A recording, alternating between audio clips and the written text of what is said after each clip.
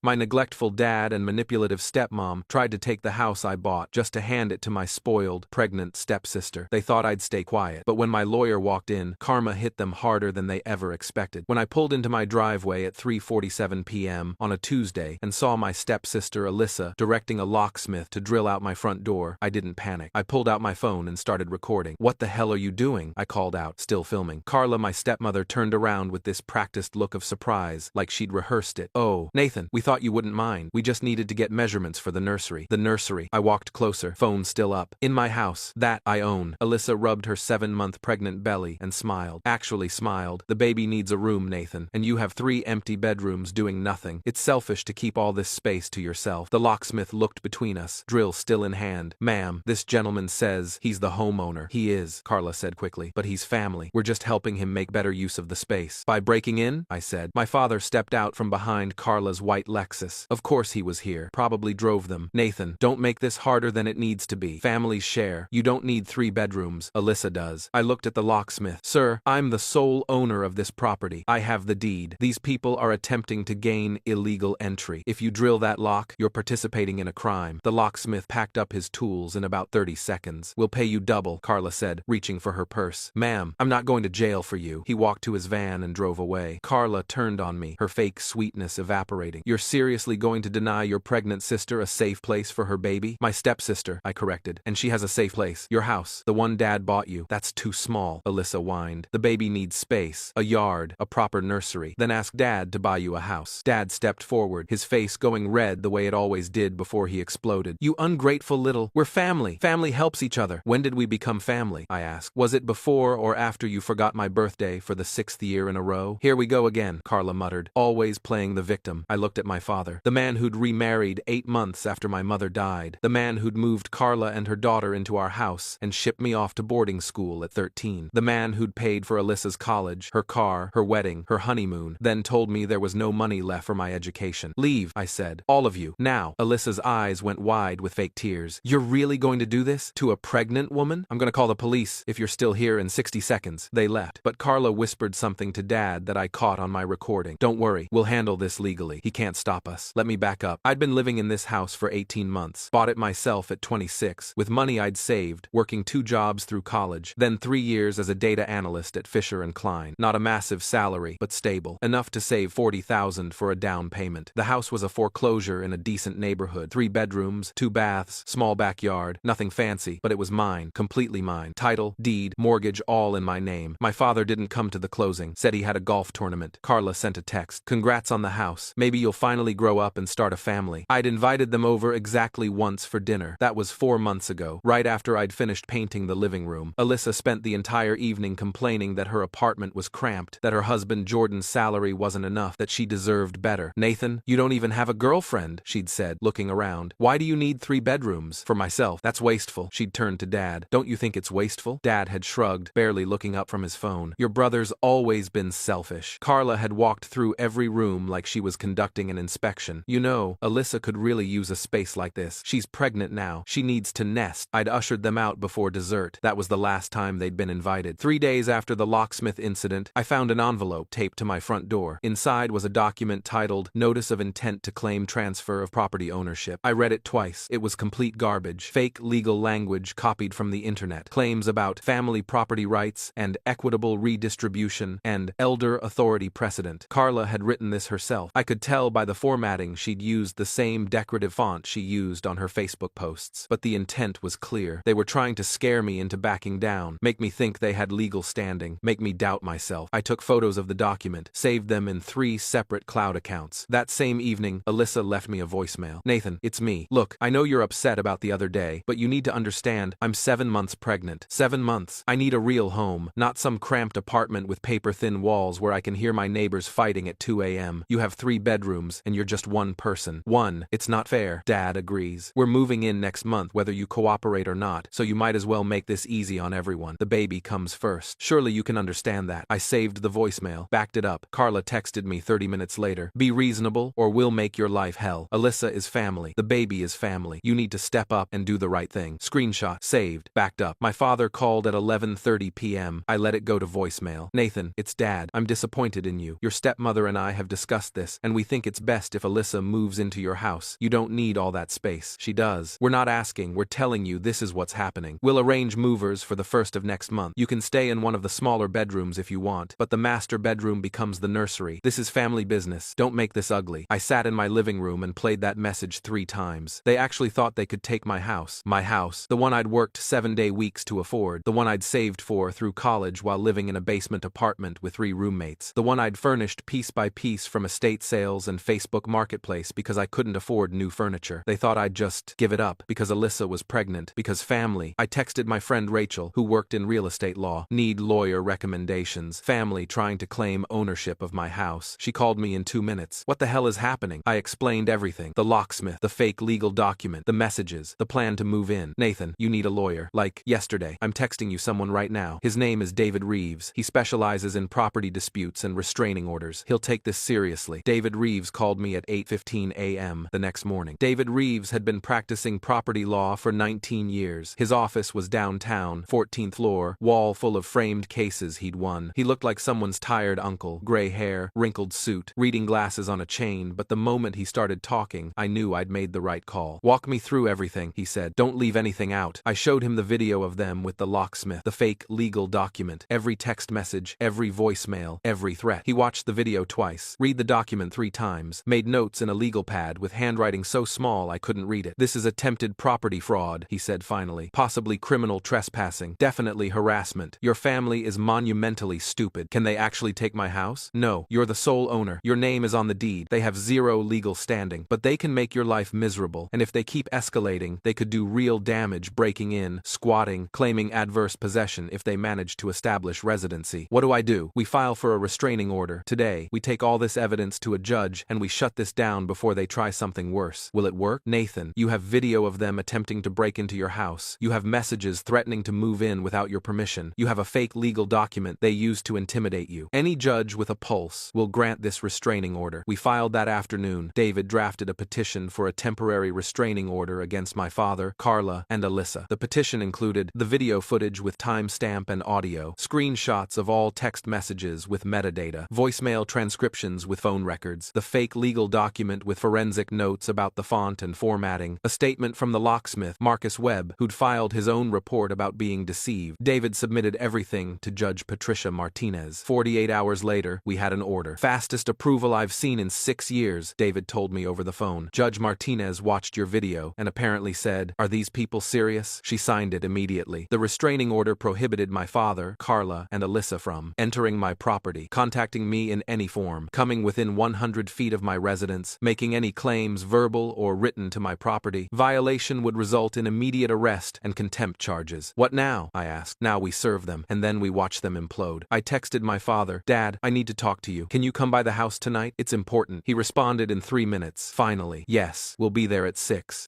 Of course." David arrived at my house at 5:30 p.m. He waited in the kitchen with his briefcase, documents ready. "You sure you want to do it this way?" he asked. "We could have process servers deliver these. I want to see their faces." Fair enough. At 6:07 p.m., my father's black Mercedes pulled into the driveway. Dad got out first, then Carla, then Alyssa, who took her time extracting herself from the back seat, one hand on her stomach like she was in a pharmaceutical commercial. They walked up to the front door looking smug, triumphant, like they'd already won. I opened the door before they could knock. "Nathan," Dad said, walking in without being invited. "Good, you've come to your senses. About time," Carla added. She looked around my living room like she was already imagining new paint colors. "Alyssa's due in 6 weeks. We need to start moving furniture this weekend." Alyssa sat down on my couch without asking. "I'm thinking the master bedroom for the nursery. The morning light is perfect. You can take the smaller bedroom off the hallway. You're just one person. You don't need that much space." "That's my bedroom," I said. She shrugged. "Not anymore. Family shares." Dad walked further into the house, hands in his pockets. "I'm glad you're finally being reasonable about this. Alyssa needs stability. The baby needs a proper home. This is the right thing to do." I stepped aside and nodded toward the kitchen. David walked out. Professional, gray suit, glasses, briefcase in hand. Their faces changed instantly. Carla went pale. Alyssa's smile disappeared. Dad's expression shifted from satisfied to confused to angry in about 3 seconds. "Who's this?" Dad demanded. "David Reeves," David said calmly. "I'm Mr. Harrison's attorney." He handed each of them a document. Official papers, court seal at the top. "Real. This is a restraining order," David continued, his voice steady and cold. "Approved and signed by Judge Patricia Martinez 2 days ago. You are prohibited from entering this property, contacting Mr. Harrison, or making any claim claims to this residence. Violations will result in immediate arrest for criminal trespassing and contempt of court. Alyssa looked down at the papers, her mouth opening and closing like a fish. Wait, we're banned from his house? Yes, David said, effective immediately. Carla grabbed my father's arm. This is insane. We're family. You tried to break into his house, David said. You falsely represented yourselves to a locksmith. You sent threatening messages. You created a fake legal document to intimidate him. Judge Martinez took this very seriously. Dad turned to me, his face going deep red. Nathan, you're really doing this? You're getting lawyers involved? Against your own family? You tried to steal my house, I said. We were trying to